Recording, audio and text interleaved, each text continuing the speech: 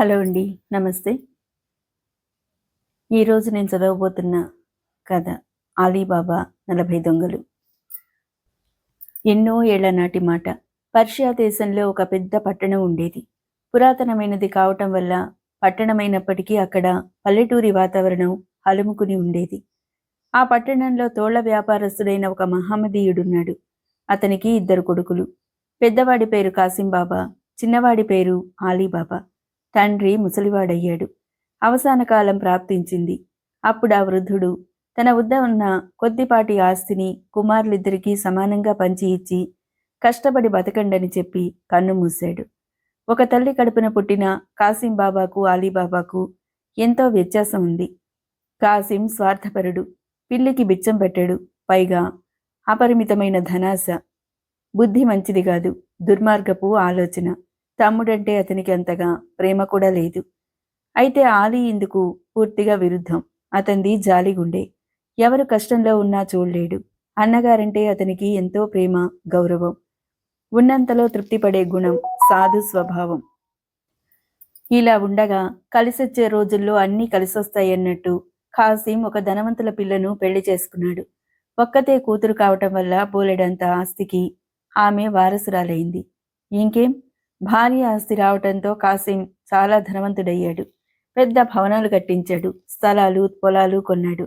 డబ్బు రావటంతో అతనికి అహంకారం కూడా పెరిగింది. పలుకుబడి, పేరు ప్రతిష్టలు హెచ్చాయి. భర్తకు తగినట్టే ఖాసిం భార్య కూడా గర్విష్టి. ఇతరుల బాగు చూసి ఏమాత్రం ఓర్వలేని గుణం. చిన్నవాడైన అలీబాబా కూడా పెళ్లి చేసుకున్నాడు. అతని అదృష్టం అలా ఉంది. అతని భార్య పేదింటి పిల్ల, మాయలు మర్మాలు తెలియని పాతకాలపు మనిషి. అయినా అలీబాబా ఆ పేదరికంలోనే ఆనందంగా ఉంటూ వచ్చాడు. అన్నగారి ఐశ్వర్యం చూసి అతను ఏనాడు అసూయ పడలేదు. రోజు పట్టణానికి సమీపంలో ఉన్న అడవికి వెళ్లేవాడు. అక్కడ ఎండుకట్టెలు కొట్టి వాటిని తన దగ్గరున్న గాడిదపై వేసుకొని అమ్ముకుంటూ ఆ వచ్చిన డబ్బుతో కుటుంబాన్ని పోషించుకుంటూ ఉండేవాడు. అయినప్పటికీ కాసింకు అతని భార్యకు అలీబాబా అన్న, అతని భార్య అన్న సరిపడేది కాదు. వారిద్దరి ఇళ్ళు ఒకే వీధిలో దగ్గరగా ఉన్నప్పటికీ కాసిం కుటుంబం అలీబాబా కుటుంబాన్ని ఏనాడు ఆప్యాయతతో పలకరించటం కానీ, అతని కష్టసుఖాలు విచారించటం కానీ చేయలేదు. అయినా అలీబాబా అతని భార్య అందుకు బాధపడలేదు. భగవంతుని నమ్ముకుని బ్రతుకు తెల్లవారుస్తున్నారు. కొన్నాళ్లకు అలీబాబాకు ఒక కొడుకు పుట్టాడు. తల్లిపాలు లేనందువల్ల బిడ్డను పెంచటం కష్టమైంది. కుటుంబంలో ఖర్చు ఎక్కువైంది. సంపాదన మాత్రం పెరగలేదు. దరిద్రం అనుభవిస్తూ అలీబాబా భగవంతునిపై భారం వేసి సంసారం ఈదుతున్నాడు. ఒకనాడు అలీబాబా రోజు మాదిరిగానే గాడిదను వెంట పెట్టుకుని అడవికి వెళ్ళాడు. ఎండుకట్టెలు ఎక్కడా దొరకలేదు. కట్టెలు కొట్టుకుందామంటే ఎండిపోయిన చెట్లు కూడా కనిపించలేదు. ఈ పూట గడిచేది ఎలారా భగవంతుడా అని తన దురదృష్టాన్ని తలుచుకుంటూ తిరిగి అరణ్యంలో చాలా దూరం వెళ్ళాడు. అంతలో దూరం నుంచి పెద్ద ధూళి రేగింది. ఏమిటా అని అలీబాబా చూస్తుండగాని గుర్రపు డెక్కల సవ్వడి వినవచ్చింది. గుర్రాలపై కొందరు వీరులు భయంకరమైన ఆయుధాలు ధరించి రావటం కనిపించింది. రాను రాను వారు తన సమీపానికి రావటం చూసి అలీబాబా భయకంపితుడైనాడు. అక్కడ ఒక కొండగుట్ట ఉంటే గాడిదను ఆ కొండగుట్ట చాటున ఉంచి తాను గుట్ట ఎక్కి దుబ్బుల చాటున దాగి ఏం జరుగుతుందో అని ఆతృతతో చూడసాగాడు. ఆ ప్రాంతంలో చెట్లు పొదలు దట్టంగా మొలిచి ఉండటం వల్ల అలీబాబా ఎవ్వరికీ కనిపించలేదు. కానీ ఎత్తైన గుట్ట మీద ఉన్నందున అంతా అతనికి కనిపిస్తూ ఉంది. అక్కడున్న కొండగుహ దగ్గరికి వచ్చి గుర్రాల గుంపు ఆగిపోయింది. ఆ గుర్రాలను అలీబాబా లెక్క పెట్టాడు. మొత్తం 40 గుర్రాలు. 40 మంది వీరులు గుర్రాలు దిగారు. వారంతా మహాకాయులు, చాలా బలిష్ఠులు. అతని దగ్గర పొడగాటి కత్తులున్నాయి. గడ్డాలు పెంచుకుని తలకు నల్లటి గుడ్డలు చుట్టుకున్నారు. వారి వాలకం చూసి అలీబాబా అదొక దొంగల ముఠ అని గ్రహించాడు. ఆ 40 మందిలో ఒకడు మరీ ఎత్తుగా బలంగా కోరమీసాలతో ఉన్నాడు. మనిషిలో దర్జా దర్పం కనిపిస్తున్నాయి. అతను దొంగల ముఠా నాయకుడై ఉంటాడని ఊహించాడు అలీబాబా. గుర్రాలు దిగ్గాని ఆ 40 మంది దొంగల గుంపు మధ్యలో నుంచి దొంగల నాయకుడు కొండగుహ దగ్గరికి వచ్చాడు. బీబీ బీగం రాస్తా చూడో అన్నాడు బిగ్గరగా. అలా 3 సార్లు బిగ్గరగా పలికి గుహ తలుపు చేత్తో తట్టాడు. ఆశ్చర్యం! వెంటనే గుహ తలుపులు వాటంతట అవే తెరుచుకున్నాయి. ఆలీబాబా ఇదంతా ఏదో కలలో చూసినట్టు చూస్తున్నాడు. అంతట దొంగలు తాము దోచుకుని వచ్చిన ధనం సంచులను గుర్రాల మీద నుంచి దింపారు. ఆ మూటలు భుజాన తగిలించుకొని ఒక్కొక్కరు గుహ లోపలికి వెళ్లారు. కొంతసేపటికి 40 మంది దొంగలు ఒక్కొక్కరే గుహలో నుంచి బయటికి వచ్చారు. అందరికంటే చివర దొంగల నాయకుడు వచ్చాడు. గుహ తలుపుల దగ్గర నిలుచుని బీబీ బేగం రాస్తా బంద్ అని బిగ్గరగా అన్నాడు. అలా 3 సార్లు పెద్దగా అనగానే గుహ తలుపులు వాటంతటవే కిర్రుమని శబ్దం చేస్తూ మూసుకున్నాయి. ఆలీబాబా ఆశ్చర్యానికి అంతే లేదు. తర్వాత దొంగలందరూ తమ గుర్రాల మీద ఎక్కి వెనుతిరిగి చూడకుండా దౌడు తీయిస్తూ వెళ్లిపోయారు. దొంగలు పూర్తిగా కనుమరుగైపోయిన తర్వాత ఆలీబాబాకు మళ్ళీ ఎక్కడలేని ధైర్యం వచ్చింది. బ్రతికిపోయాను అని అనుకుంటూ తన గాడిదను తోలుకొని కొండగుహ దగ్గరికి వెళ్ళాడు. దొంగల నాయకుడు పఠించిన మంత్రం అతనికి బాగా జ్ఞాపకం ఉంది. గుహద్వారం దగ్గరకు వచ్చి ఎవరైనా చూస్తారేమో అని చుట్టుపక్కల కలియ చూశాడు. ఆ నిర్జనారణ్యంలో ఎవరూ లేరని తెలుసుకుని బీబీ బేగం రాస్తా చూడు అని బిగ్గరగా 3 సార్లని గుహద్వారం తట్టాడు. వెంటనే గుహద్వారం తెరుచుకుంది. ఆలీబాబా గుండెలు దడదడ కొట్టుకుంటున్నాయి. అయినా ధైర్యం తెచ్చుకుని గాడిదను గుహ బయటనే ఉంచి మెల్లగా తాను గుహలోకి వెళ్ళాడు. మొదట్లో కొంత కష్టంగా ఉన్న పోను పోను గుహ విశాలంగా ఉంది. చీకటిగా ఉండవలసిన ఆ గుహ ఎక్కడలేని కాంతితో వెలిగిపోతుంది. అక్కడ ఎన్నో రత్నాలు, మణులు, రకరకాల వెండి, బంగారు నాణేలు గుట్టలు గుట్టలుగా పడి ఉన్నాయి. వాటి కాంతి వల్లే గుహ ఎంతో ప్రకాశవంతంగా ఉంది. ఆలీబాబా తన కళ్ళను తానే నమ్మలేకపోయాడు. అదంతా దొంగలు కొల్లగొట్టుకొచ్చిన ధనం. ఎన్నో విలువైన చిత్ర విచిత్రమైన పాత్రలు, సామాను ఉన్నాయి. కొంత ధనం, బంగారు నాణాలు సంచుల్లో మూటలు కట్టున్నాయి.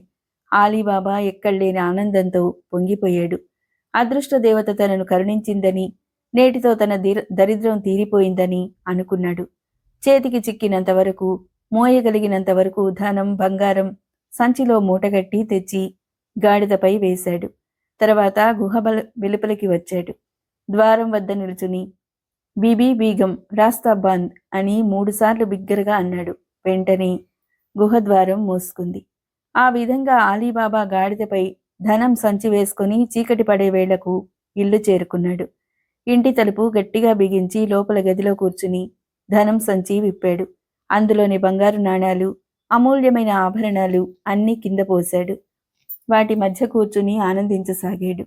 అంతలో ఆలీబాబా భార్య లోపల వంట పనులు ముగించుకుని భర్త దగ్గరకు వచ్చింది. అక్కడ ఉన్న ధనం, బంగారం, నగలు చూసి నిర్ఘాంతపోయింది. కొంతసేపటికి తెప్పరిల్లుకుని, అమ్మో, ఇంత ధనమా? ఇన్ని బంగారు నాణాలా? ఎక్కడివివన్నీ? ఇంత ధనం ఎక్కడి నుంచి తెచ్చారు?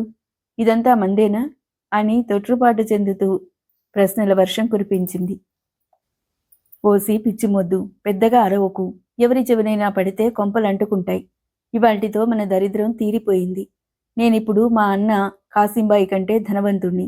నీవు మా వదిన కన్నా భాగ్యవంతురాలివి అన్నాడు ఆలీబాబా. అది విని ఆలీబాబా భార్య సంతోషించింది. అయితే ఆమెకు లోలోపల భయంగా ఉంది. అయితే ఇంత ధనం ఎక్కడి నుంచి వచ్చింది మీకు? పూటకు గతిలేని మనకు ఎవరిచ్చారింత ధనాన్ని? ఎక్కడైనా దొంగిలించి తెచ్చారా? లేక ఎవరినైనా ఖతం చేసి తెచ్చారా? నాకు నిజం చెప్పండి అని గద్దించడిగింది. ఆలీబాబా చిరునవ్వు నవ్వాడు. మేరే ప్యారే బీబీ, నీకు చెప్పకుండా ఇంకెవరికి చెప్తాను? అంతా చెప్తాను, విను అంటూ అడవిలో జరిగిన విషయమంతా పూసగుచ్చినట్టు భార్యకి చెప్పాడు. నీవు ఈ సంగతి ఎవ్వరితోనూ చెప్పకు. ఎవరికైనా తెలిసినా కుళ్ళుకుంటారు. మా అన్నకు వదినకు అస్సలు తెలియనివ్వకు. మనమంటే వాళ్ళకసలు గిట్టదు. మనం పచ్చగా ఉన్నామంటే మా వదిన అస్సలు ఓర్వలేదు. పైగా పెదవి దాటితే పృథ్వీ దాటుతుందని సామెత. మీ ఆడవాళ్ల నోట్లో నువ్వు గింజ నానదు. లోకులకి తెలిసింది అంటే ఆ నోట పడి అడవిలో దొంగలకు తెలిసిపోతుంది. వాళ్ళు వచ్చి మన ఇంటి మీద పడి మన ప్రాణాలు తీస్తారు అని హెచ్చరించాడు ఆలీబాబా. అతని భార్య అంతా విని అలాగేనని మాటిచ్చింది. తర్వాత ఆలీబాబా ధనం, సంచిలో ఉన్న బంగారు నాణేలు లెక్క పెట్టడం మొదలుపెట్టాడు. చేతులు తీపులు పుడుతున్నాయి గాని ఎంతసేపటికి లెక్క తెమలటం లేదు. ఆలీబాబాకు విసుగొచ్చింది. బీబీ, తెల్లవారుతుంది. ఈ ధనం లెక్క పెట్టడం తెగడం లేదు. ఎవరికంటన్నా పడితే ప్రమాదం. ఇలాగే ఈ ధనాన్ని మన ఇంట్లోనే ఒక మూల గొయ్యి తీసి పూడ్చిపెడదాం. కావలసినప్పుడు కొంచెం కొంచెం తీసి వాడుకుందాం అని ఉపాయం చెప్పాడు. కాలం కలిసొచ్చే సమయానికి తెలివి తక్కువ వాళ్ళకు కూడా దానంతటదే తెలివి పుట్టుకొస్తుందట. అప్పుడు అమాయకురాలైన ఆలీ భార్యకు ఒక ఆలోచన తట్టి భర్తతో ఇలా అంది. పారేసిన డబ్బు లెక్కపెట్టి పారేయమన్నారు పెద్దలు. అనుకోకుండా అల్లా దయ వల్ల మనకు అపారంగా ధనం వచ్చింది. కానీ మన దగ్గర ఎంత ధనం ఉందో మనకైనా తెలియాలి కదా. లెక్క పెట్టడం మీకెలాగూ కుదరలేదు. అంచేత ఈ బంగారు నాణేలను కొంచెంతో కొలుద్దాం. త్వరగా లెక్క తేలిపోతుంది. తర్వాత భూమిలో పాతిపెడదాం అని చెప్పింది. ఈ ఆలోచన అలీబాబాకు నచ్చింది. కానీ కొంచెం ఎక్కడుంది? ఓసి పిచ్చిమోద్దా, నీవు చెప్పింది బాగానే ఉంది. కొంచెం మన ఇంట్లో లేదు కదా. కొంచెంతో కలవగల ధాన్యం ఏనాడైనా మనకు వచ్చింది కనుకనా అన్నాడు అలీబాబా. ఎందుకండి అంత కంగారు? నేను అంత వెర్రిదాన్నేం కాను. పొరిగింటికి వెళ్ళి కొంచెం అడిగి తెస్తాను. ఈ విషయం నర మానవుడికి తెలియనివ్వను అన్నది ధీమాగా. అప్పుడు అలీబాబా, సరే, కానీ పొరిగిళ్లకు వెళ్ళి కొంచెం అడిగితే వాళ్ళు అనుమానించే అవకాశం ఉంది. అందుకని మా అన్న కాసిం ఇంటికి వెళ్ళు. మా వదిన్ని అడిగి కొంచెం తీసుకురా. ఎలా అయినా వాళ్ళు మన ఇంటి వాళ్ళు కదా అని అన్నాడు. అలాగేనని అలీబాబా భార్య తోడికోడలి ఇంటికి వెళ్ళి, అక్క, మీ కొంచెం ఒకసారి ఇస్తావా? మళ్ళీ వెంటనే తెచ్చి ఇస్తాను అని అన్నది. తోడికోడలు వచ్చి అలా అడగగానే దుష్టురాలైన కాసిం భార్య మనసులో అనుమానం పుట్టుకొచ్చింది. వీళ్ళు ఏ పూట కాపూట తిండి గింజలు తెచ్చుకుని తినేవాళ్ళు. అలాంటిది ఈ రాత్రి వేళ కొంచెం ఎందుకు వీళ్ళకి కావలసి వచ్చింది? దాంతో ధాన్యం కొలుస్తారా, నూకలు కొలుస్తారా? కుంచాలతో కొలవదగిన ధాన్యం, నూకలు వీరికి ఎక్కడున్నాయి? మరేం కొలుస్తారబ్బా? మొత్తానికి ఏదో కథ ఉంది అని మనసులో అనుకుంటూ ఇంట్లోకి వెళ్ళి కొంచెం లోపల మటుకు ఏదో చిల్లి ఉన్నట్టుగా కాస్త మైనం పెట్టి తెచ్చి అలీబాబా భార్యకిచ్చింది. ఇదిగోనమ్మా, కొంచెం వెతకడం కాస్త ఆలస్యమైంది. నీ పని అయిపోగానే మర్చిపోకుండా వెంటనే తెచ్చివ్వమ్మా. పొద్దునే నాకు పని ఉంటుంది కొంచెంతో. మీ బావగారు చిరుబురులాడుతూ నా మీద విరుచకపడతారు అంది నాగరికంగా. సరేనక్క, పెద్ద పనేమీ కాదు, వెంటనే తెచ్చిస్తాను అంటూ కొంచెం తీసుకుని వెళ్ళింది అలీబాబా భార్య. ఆమె వెళ్లేసరికి అలీబాబా తన ఇంట్లో ఒక మూల గొయ్యి తవ్వి భార్య రాక కోసం ఎదురు చూస్తున్నాడు. ఆమె వచ్చి కొంచెంతో బంగారు నాణాలు కొలిచి ఇస్తుంటే అలీబాబా వాటిని పాత్రలో పోస్తూ లెక్క పెట్టాడు. 50 కుంచెల నాణేలయ్యాయి. ఇంకా ఒక అర కొంచెం బంగారు నాణాలు మిగిలిన్నాయి. ఏమయ్యా, ఇన్నేళ్లుగా పుట్టి బుద్ధి ఎరిగి మనం కడుపు నిండా కమ్మని తిండి తిని ఎరగం, మంచి బట్టా కట్టి ఎరగం. ఇక ఒంటి మీద బంగారపు సొమ్ములు లేనేలేవు. ఈ కాసిని బంగారు నాణాలు మన ఖర్చుకు ఉంచుకుందాం. రేపైనా పట్నం వెళ్ళి నాకు మీకు మంచి బట్టలు, ఇంటిలోకి సామాను కొనుక్కురండి అన్నది అలీబాబా భార్య ఎంతో ఆశగా. అలీబాబా విన్నాడు. అవును, నిజమే. తాను ఏనాడూ భార్యను సుఖపెట్టలేదు, తాను సుఖపడలేదు. అనుకోకుండా భగవంతుడు ఈ ధనం ఇచ్చాడు. భార్య కోరిక తీరుద్దాం అనుకున్నాడు అలీబాబా. పాతర్లో మట్టి పోసి పూడ్చేసి చదును చేశారు ఇద్దరు. మిగిలిన అరకుంచెం బంగారు నాణాలు ఒక పాతగుడ్డలో మూట కట్టి దాచిపెట్టారు. కొంచెం తెచ్చింది లగాయితూ తోడికోడలు ఏ క్షణాన వచ్చి అడుగుతుందో అని అలీబాబా భార్యకు గుండెల్లో దడగానే ఉంది. అంచేత పని పూర్తి కాగానే కొంచెం తీసుకుని వెళ్ళి తోడికోడలికిచ్చి, అక్క, కొంచెం ఇచ్చానమ్మా, చూసుకో, జాగ్రత్త అని ఇంటికి వచ్చేసింది. కాసిం భార్య అఖండురాలు. ఆవులిస్తే పేగులు లెక్క పెడుతుంది. కొంచెం ఇచ్చేటప్పుడు లోపలి మటుకు మైనం పెట్టింది దేనికి? తన తోడికోడలు ఆ కొంచెంతో ఏం కొలిచింది తెలుస్తుందనే ఆలోచనతో తెలివిగా ఆమె ఆ పని చేసింది. అయితే బెర్రి బాగుల్ది అలీబాబా భార్య ఈ విషయం ఆలోచించనే లేదు. కొంచెం లోపల మటుకు మైనం ఉన్న సంగతి ఆమెకు గాని అలీబాబా కానీ గమనించలేదు. బంగారు నాణేలు కొలిచేటప్పుడు ఆ మైనానికి ఒక బంగారు నాణ్యం అతుక్కుంది. అది గమనించకుండా అలీబాబా భార్య అలాగే కొంచెం తీసుకెళ్లి తోడికోడలకిచ్చింది. కాసిం భార్య ఆ కుంచాన్ని అటూ ఇటూ తిప్పి చూసింది.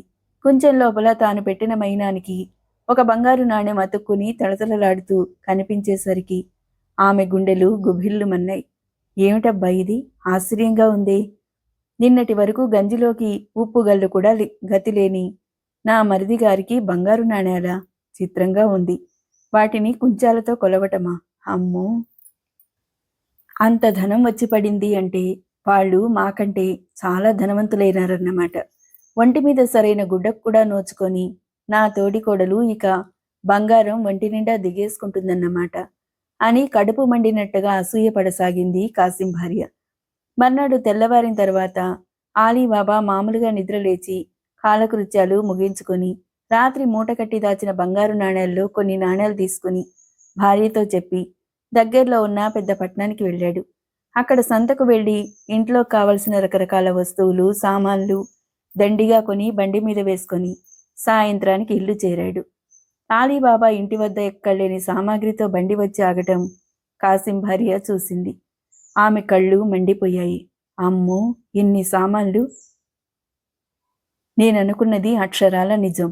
ఆలీబాబా ఎక్కడో బంగారపు నిధి కొల్లగొట్టుకుని వచ్చాడు అనుకుంటూ ఇంట్లోకి వెళ్ళింది. ఆమెకు అన్నం తినబుద్ధి పుట్టలేదు. కంటి మీద కునుకు పట్టలేదు. ఆ రాత్రి భర్త కాసిం దగ్గర కూర్చుని, ఏమయ్యా, చూసావా ఏం జరిగిందో అని అన్నది. అదేగా, నా తమ్ముడి ఇల్లు ఇవాళ కళకళలాడుతుంది. ఇంట్లోకి బోలెడు సామాన్లు తెచ్చాడు. వాడి భార్య ఎన్నడూ లేంది కళ్ళు జిగేల్మనే బట్టలు కట్టుకుంది అన్నాడు కాసిం. అదే నేను చెప్పేది. నిన్నటిదాకా కటిక దరిద్రం అనుభవించిన మీ తమ్ముడు తెల్లవారేసరికల్లా మహాధనికుడు ఎలా అయ్యాడు? ఏమిటా రహస్యం? మనకు బోలెడు డబ్బుంది. ఎన్నో వ్యాపారాలు చేస్తున్నారు మీరు. కానీ మీ తమ్ముడు కుంచాలతో బంగారు నాణాలు కొలిచే స్థితికి ఎదిగిపోయాడు. ఇక మీ తమ్ముడి ముందు మీరు దిగదుడిపే. మీ తమ్ముడి భార్యకు కూడా ఇక మీదట నేను చులకనైపోతాను. మనం అంటే వాళ్లకు ఒక లెక్కలో ఉండదు. నా మాట విని మెల్లగా మీ తమ్ముడిని అడిగి తెలుసుకోండి ఏం జరిగిందో. మీరడిగితే చెప్తాడు. రోజు అడవికి పోయి కట్టెలు కొట్టి తెస్తుంటాడు కదా. అక్కడేమైనా లంకె బిందెలు దొరికాయేమో, లేక ఏ దేవతైనా ప్రత్యక్షమై ధనం ఇచ్చిందేమో తెలుస్తుంది. మీరు అడవికి పోయి అలాగే ధనం సంపాదించవచ్చు అని శతవిధాలా నూరిపోసింది. కాసింకు భార్య మాటలు బాగా తలకెక్కాయి. స్వతహాగా తమ్ముడంటే ప్రేమ, అభిమానం లేని కాసిం అతని అభ్యున్నతికి మరీ అసూయ చెందాడు.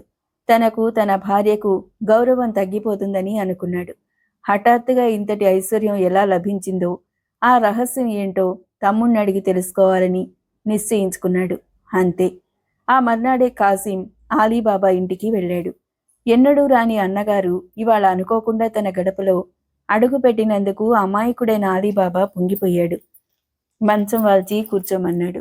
ఆలీబాబా భార్య కూడా బావగారి రాకకు సంతోషించింది. మంచినీళ్లు తెచ్చిచ్చి మర్యాదలు చేసింది. అన్నయ్య, బావున్నావా? వదిన, పిల్లలు అందరూ కులాసయ్యే కదా? నీ వ్యాపారాలు బాగా సాగుతున్నాయా? ఏమిటి విశేషాలు అని ఆప్యాయతతో పలకరిస్తూ యోగక్షేమాలు విచారించాడు. కాసిం పైకి లేనిపోని ప్రేమాభిమానాలు నటిస్తూ, అల్లా దయవల్ల అందరం బాగున్నాం తమ్ముడు. నీవు మరదలు ఖుషీగా ఉన్నారు. ఇక్కడికి నేను రాకపోయినా నీ గురించి, నీ కుటుంబాన్ని గురించి మీ వదిన్ని, ఇరుగు పొరుగు వారిని అడిగి తెలుసుకుంటూనే ఉన్నాను. ఎక్కడ్రా తమ్ముడు, బోలెడన్ని వ్యాపారాలు. పేరే కాని పెట్టిన డబ్బుకు తగిన లాభాలు లేవురా. ఏం చేస్తాం? దిగిన తర్వాత అవస్థపడక తప్పదు. క్షణం తీరిక లేదు. ఊపిరాడని పని. శ్రమ ఎక్కువ, ఫలితం తక్కువ అన్నాడు. అవునన్నయ్య, కాలం మారిపోయింది. వెనుకటి రోజులు కావు ఇవి. ఎవరి జాగ్రత్తలో వారు ఉండాల్సిన కాలం అన్నాడు వెర్రిబాగుల వాడైన ఆలీబాబా. అవునరా, అందుకే ఎప్పుడు నేనిక్కడికి వచ్చింది. ఊళ్ళో దొంగల బాధ ఎక్కువగా ఉందట. అందరూ చెప్పుకుంటున్నారు. నీవు జాగ్రత్తగా ఉండాలిరా. తీసుకొచ్చిన బంగారం అంతా భద్రంగా దాచావా లేదా? నీవు తెలివి తక్కువ వాడివి. నీకిది చెప్పాలనే వచ్చాను. ఏమాత్రం అజాగ్రత్తగా ఉన్నా వచ్చింది వచ్చినట్లే పోతుంది సుమా అని బోధించాడు కాసిం హితవు చెప్తున్నట్టు. ఆ మాట విని ఆలీబాబా ఆశ్చర్యచకితుడైనాడు. తనకు బంగారం దొరికిన సంగతి అన్నకు ఎలా తెలిసిందా అనుకున్నాడు. వెంటనే, అదేమిటన్నయ్య, బంగారం ఏమిటి? నాకేమిటి బంగారం దొరకటం ఏంటి? నాకంత అదృష్టమా అన్నయ్య అని తడబడుతూ చెప్పాడు ఆలీబాబా. వెంటనే కాసిం కోపం తెచ్చుకొని, ఏమిట్రా నా దగ్గరే వేషాలు వేస్తున్నావు? నాకు అంతా తెలుసు. నిన్న నీ పెళ్ళాం కొంచెం తీసుకెళ్ళింది. బంగారు నాణాలు కొలవటానికి కదూ. కొంచెం అడుగున చిల్లి ఉంటే మైనం పెట్టిందట మీ వదిన. తీరా తిరిగి ఇచ్చినప్పుడు చూస్తే ఆ మైనానికి ఒక బంగారు నాణ్యం అతుక్కుని ఉంది. మీ వదిన చెప్పింది. ఇంతకన్నా సాక్ష్యం ఏం కావాలి? ఊరికే బుకాయించకు. నీ ఇల్లంతా రకరకాల సామాగ్రితో నిండిపోయిందే. ఎక్కడి నుంచి వచ్చాయి అవన్నీ? నాకెందుకురా? నీకు బంగారం వస్తే ఎవరికి కావాలి? రత్నాలు వస్తే ఎవరికి కావాలి? తమ్ముడివి, తెలివిలేని వాడివి, చిక్కుల్లో పడతావని ఇంతా చెప్పాను. బంగారం ఎలా దొరికిందో నాకైనా చెప్తావేమో, ఏదైనా సహాయం చేద్దామనుకున్నాను. నీకిష్టం లేకపోతే ఆ రహస్యం నాకు చెప్పకు. కానీ ఒక విషయం గుర్తుంచుకో. దొంగలకు తెలిస్తే నీ ప్రాణాలు తీసి ఆ బంగారం పట్టుకుపోతారు అన్నాడు బెదిరిస్తూ. అన్న మాటలకు ఆలీబాబా ఉలిక్కిపడ్డాడు.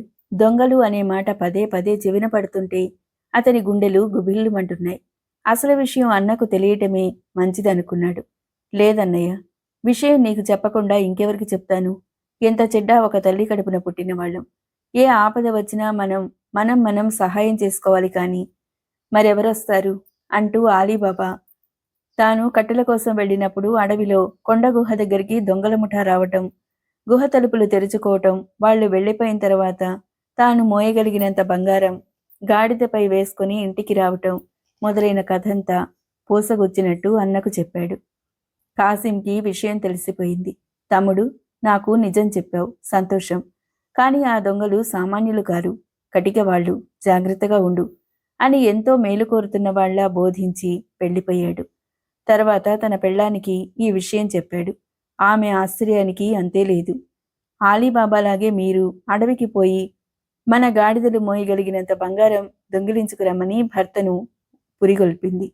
ఇంకేం, ఆ రాత్రి పొద్దుపోయిన తర్వాత కాసిం కొన్ని గాడిదలను తోలుకొని తమ్ముడు చెప్పిన మార్గం గుర్తుపెట్టుకుని అడవికి వెళ్ళాడు. తెల్లవారేసరికి కొండగుహ దగ్గరకు చేరుకున్నాడు. ఆలీబాబా చెప్పిన మాటలు గుర్తుకు తెచ్చుకొని బీబీ బీగం రాస్తా చూడు అని 3 సార్లని గుహద్వారంపై చేత్తో తట్టాడు. గుహద్వారం తెరుచుకుంది. కాసిం గబగబా లోపలికెళ్ళాడు. బీబీ బీగం రాస్తా బంద్ అన్నాడు. వెంటనే గుహ తలుపులు మూసుకున్నాయి. కాసిం గుహలోపలి భాగంలోకి వెళ్లి చూశాడు. అతనికి కళ్ళు చెదిరాయి. అంతులేని ధనరాశులు, వెండి బంగారు నగలు, నాణేలు, అమూల్యమైన రత్నాలు కనిపించాయి. అతని ఆనందానికి అంతే లేదు. కళ్ళు ఇంతింత చేసుకొని ఆ ధనరాశుల వంక అదే పనిగా చూశాడు. నా అదృష్టం పండింది. నా తమ్ముడు ఆలీబాబా తీసుకుపోయిన బంగారు నాణేలు చాలా కొద్ది. వాడికి ఉన్నది ఒక్కటే గాడిద. నేను ఎన్నో గాడిదలను తోలుకొని వచ్చాను. అవి మోసినంత ధనం సంచుల్లో పోసుకొని తీసుకుపోతాను. దొంగలు అడ్డం వస్తారా? చూస్తాను. నా కింద బోలెడు మంది జనం ఉన్నారు. వాళ్లతో వచ్చి దొంగలందరినీ ఖతం చేస్తాను. ఈ ధనరాశులన్నీ పూర్తిగా నా స్వాధీనం చేసుకుంటాను అని మనసులో అనుకుంటూ ఒక తీయటి కలలు కంటున్నట్టుగా పొంగిపోయాడు. సంచుల్లోకి బంగారు నాణాలు పోగు చేశాడు. మూతులు బిగించాడు. వాటిని బలమంతా ఉపయోగించి ఈడ్చుకుంటూ గుహద్వారం దగ్గరికి తీసుకుని వచ్చాడు. కాని ఇప్పుడతనికి మనస్సులో లేదు. అంతులేని ధనం దొరికిందన్న ఆనందంలో తాను ఎక్కడుంది, ఏం చేస్తుంది కూడా అతనికి తెలియలేదు. ఏ మాటంటే గుహద్వారం తెరుచుకుంటుందో ఎంతసేపటికి గుర్తు రాలేదు. ఎంతో ఆలోచించాడు. జ్ఞాపకం రాలేదు. కాసింకు గుండెల్లో దడ బయలుదేరింది. ఇప్పుడు బయటికి ఎలా వెళ్ళాలి? గుహద్వారం మూసుకుని పోయింది. అది తెరుచుకోవడానికి వేరే మార్గం లేదు. తలుపులు తెరుచుకుందే తాను బయటపడలేడు. గుహద్వారాన్ని గట్టిగా తన్నాడు. బలం కొద్దీ పట్టుకుని అటూ ఇటూ కదల్చడానికి ప్రయత్నించాడు. కాని ఎన్ని చేసినా ద్వారం తెరుచుకోలేదు. ఏ మాటంటే అది తెరుచుకుంటుందో తల బద్దలు కొట్టుకున్నా జ్ఞాపకం రాలేదు. గంటలు గడిచిపోతున్నాయి. ఇంత ఆలస్యమైంది. ఏ క్షణంలో దొంగలు వచ్చి పడతారో. ఈ గుహలో తాను వారి కంట పడితే తనను ప్రాణాలతో బతకనిస్తారా? ఇలా ఆలోచించిన కొద్దీ కాసింకి భయం ఎక్కువైంది. వళ్ళు వణుకు పుట్టింది. అయ్యో, దురాశ దుఃఖం చేటంటారు ఇదే. ఇప్పుడు నాకు కావలసినంత సంపద ఉంది. దాంతో తృప్తి పడక ఈ ధనం కోసం ఎందుకు ఆశపడ్డాను? ఆడదాని మాటలు విని ఇక్కడకు ఎందుకొచ్చాను? ఇదంతా నా దురదృష్టం అని కాసిం విచారించసాగాడు. చీకటి పడింది. అరణ్య ప్రాంతం అంతా గాఢాంధకారం అలుముకుని అసలే భయంకరమైన అడవి మరింత భయానకంగా ఉంది. 40 మంది దొంగల ముఠా గుర్రాల మీద దౌడు తీస్తూ అక్కడికొచ్చింది. తాము దోచుకుని వచ్చిన ధనం మూటలు భుజాన వేసుకుని కాగడాలు వెలిగించారు. దొంగల నాయకుడు మామూలుగా సంకేత పదాలు ఉచ్చరించగానే గుహద్వారం తెరుచుకుంది. ఒక్కొక్కరే గుహలో ప్రవేశించారు. అయితే లోపల అడుగు పెట్టగానే గుహద్వారం వద్దకు ఈడ్చుకుని వచ్చి వరుసగా పెట్టి ఉంచిన ధనం సంచులు కనిపించగాని ముఠా నాయకుడు చటుక్కున ఆగిపోయాడు. ఏమిటిది అని గర్జించాడు కళ్ళేర చేస్తూ. ఎవడో మన రహస్యం కనిపెట్టేశాడు. ఎవడో ఈ గుహలో ప్రవేశించి మన కష్టార్జితమైన ధనాన్ని దొంగిలించడానికి ప్రయత్నించాడు. ఎవడు వాడు? మన రహస్య స్థావరం, మన సాంకేతిక పదాలు వాడికి ఎలా తెలిసాయి? అన్నాడు బిగ్గరగా. తక్కిన దొంగలు బదులు చెప్పలేక తలలు వాల్చి నిలిచి ఉన్నారు. చివరకు వారిలో ఒకడు, ఎవడో దారిన పోతూ మన స్థావరం చూసి ఉంటాడు, మన సంకేత పదాలు విని ఉంటాడు దొరా అని చెప్పాడు. గుహ అంతా వెతకండి, ఎవడైనా లోపల ఉన్నాడేమో అన్నాడు దొంగల నాయకుడు మళ్ళీ. వెంటనే దొంగలు కాగడాల వెలుతుర్లో గుహ అంతా వెతికారు. ఒక మూల ధనం సంచి వెనకాల నక్కి ఉన్న కాసిం వారి కంటపడ్డాడు. అంతే, కాసింను తలా ఒక తన్ను తన్నారు. దొంగల నాయకుడైతే అతన్ని బండ బూతులు తిడుతూ కింద పడేసి కాళ్లతో తంతూ దొర్లించాడు. ఈ ద్రోహిని ఖండాలుగా నరికి పారేయండి, పీడ వదులుతుంది అన్నాడు నాయకుడు. పొరపాటైంది, పిల్లల గలవాణ్ణి, రక్షించండి, నా ప్రాణాలు తీయకండి అని కాసిం ఎంత మొత్తుకుంటున్నా వినకుండా కసాయి వాళ్లైన ఆ దొంగలు కాసింని కత్తితో పొడిచి చంపేశారు. అప్పుడు దొంగల నాయకుడు వికటంగా నవ్వుతూ, మన శత్రువును ఖతం చేశాం, వీడికి తెలిసిన మన రహస్యం వీడితోనే అంతమైపోయింది. ఇక భయం లేదు, మన అదృష్టవంతులం, అల్లా మన పక్షాన ఉన్నాడు, అందుకే మన సొమ్ము పోలేదు అని సంతృప్తి వ్యక్తం చేశాడు. తర్వాత నాయకుడి ఆజ్ఞ ప్రకారం దొంగలు కాసిం తల నరికి ఆ తల మొండెం గుహలో ఒక మూల వేలాడగట్టారు. తర్వాత దొంగలందరూ గుంపుగా కూర్చున్నారు. వారి మధ్యలో నాయకుడు కూర్చున్నాడు. ఆనందంగా అందరూ తోలు సంచుల్లో ఉన్న మద్యం తాగారు, మాంసం తిన్నారు. ఆ కొత్తవాడు తమ రహస్య గుహలో ఎలా ప్రవేశించాడా అని దొంగలందరూ చర్చించారు. కొంతసేపు చర్చ కొనసాగింది. ఏమైనా సొమ్ము పోలేదు, మనది కష్టార్జితం, దొంగతనంతో మనం సంపాదించిందే కావచ్చు ఈ ధనం.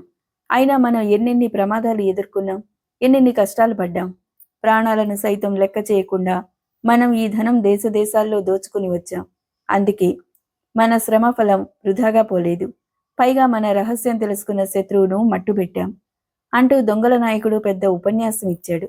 దొంగలంతా అతని ప్రసంగం విని నాయకుణ్ణి అభినందించారు.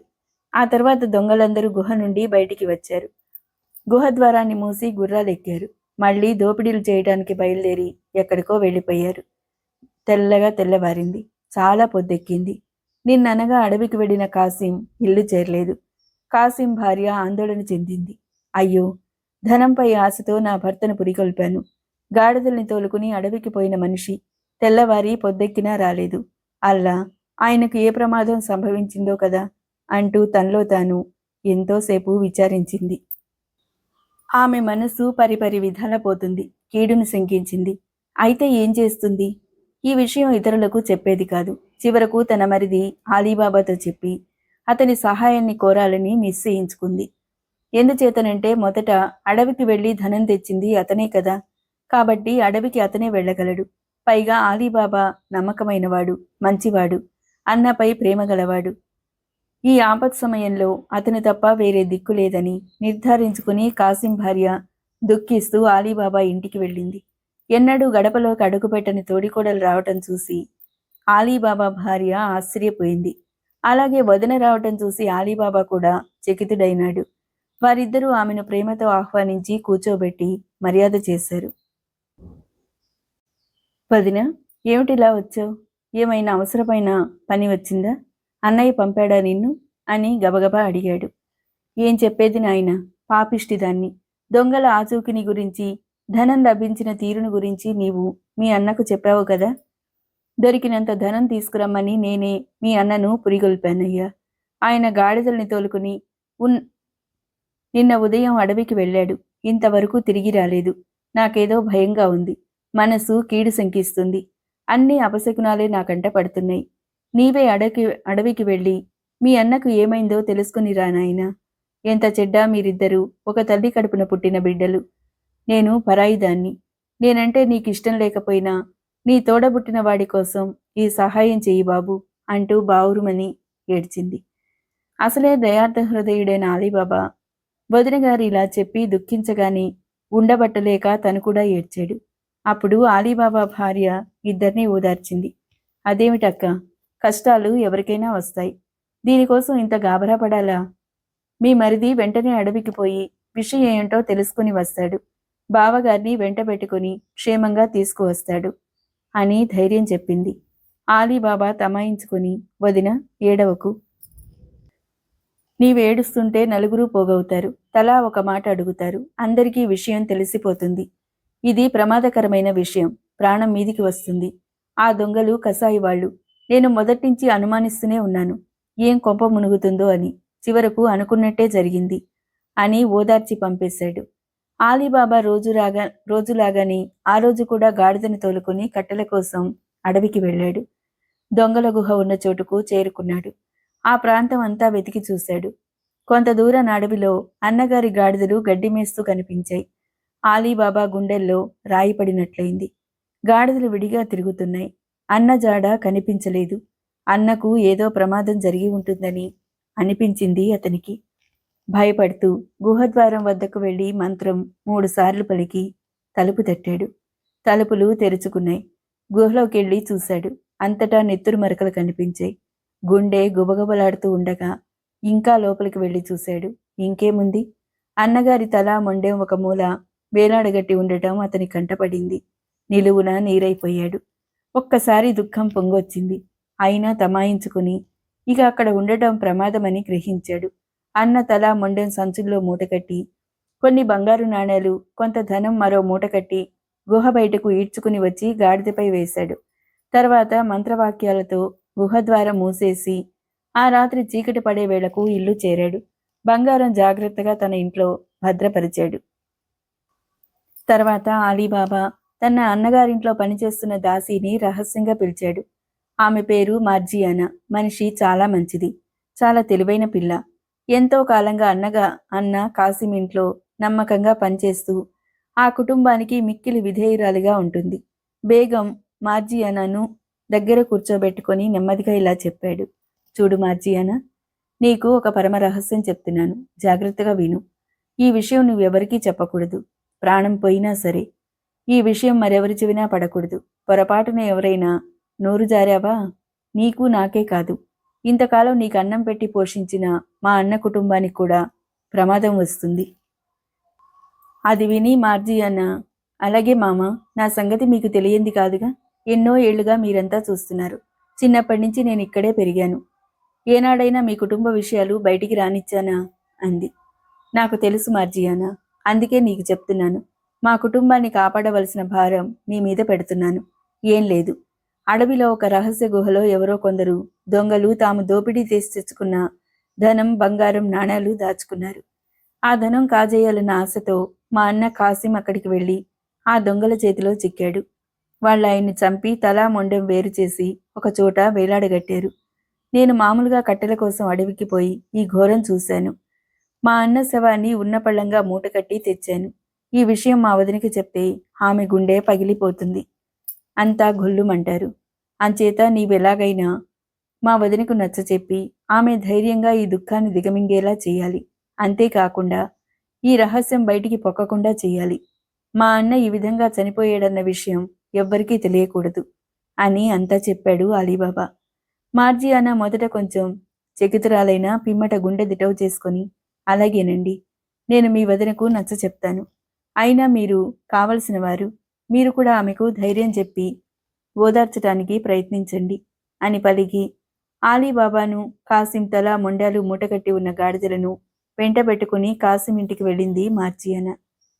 దీనంగా ఉన్న ఆలీబాబా ముఖం చూడగాని కాసిం భార్యకు ఆందోళన ఎక్కువైంది.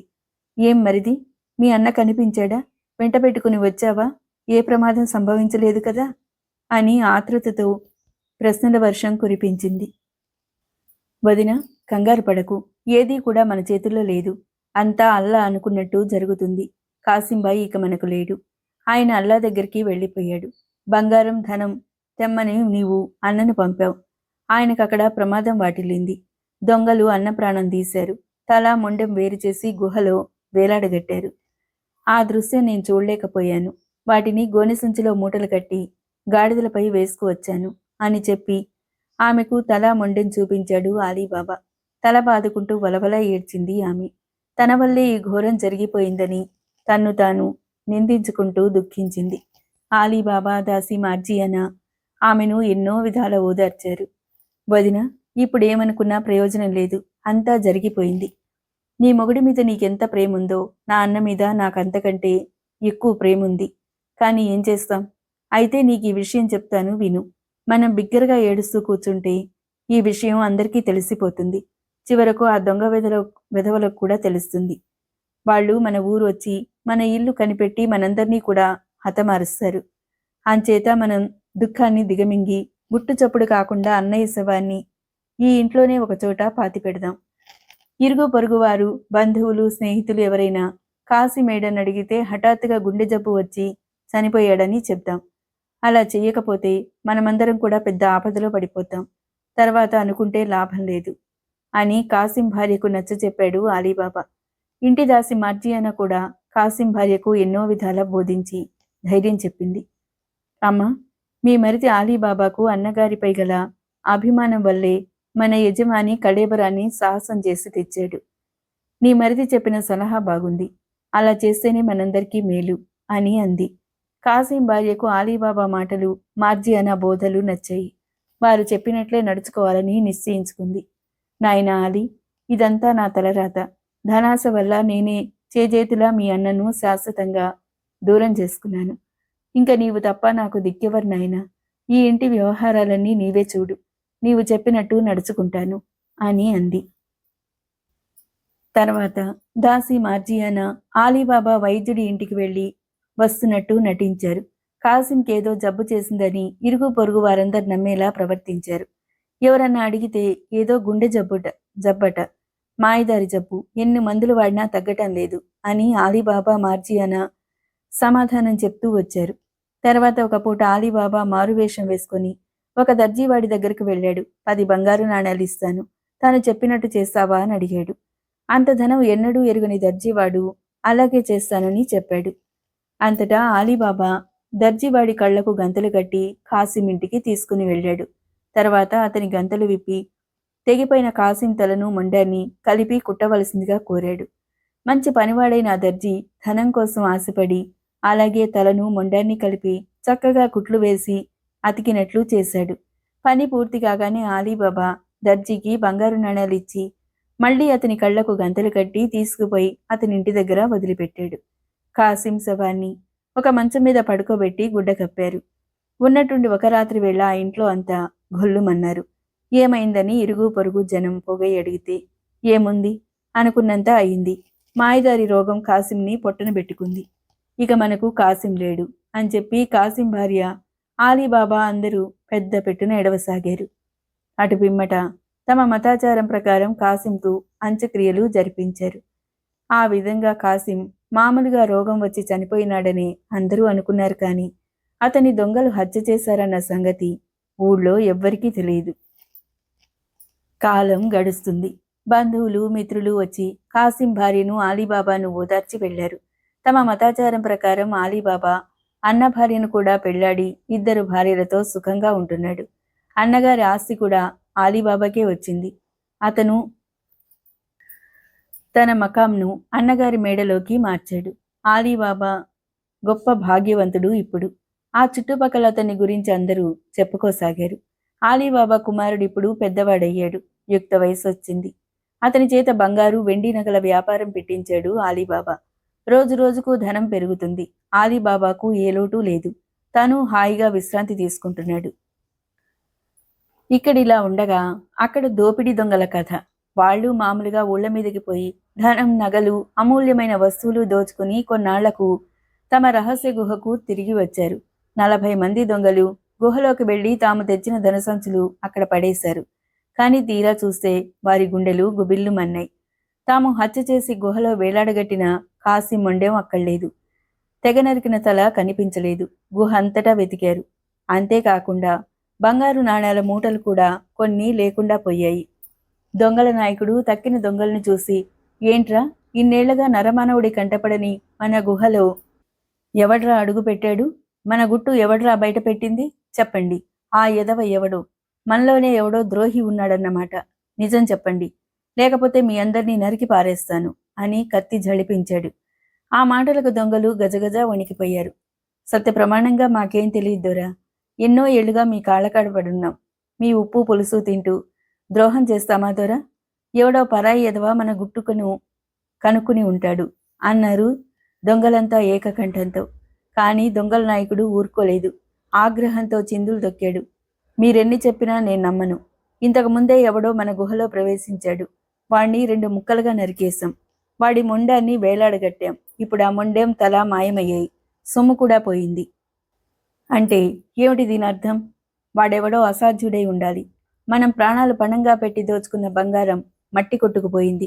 పడిన శ్రమంతా బూడిదలో పోసిన పన్నీరైంది.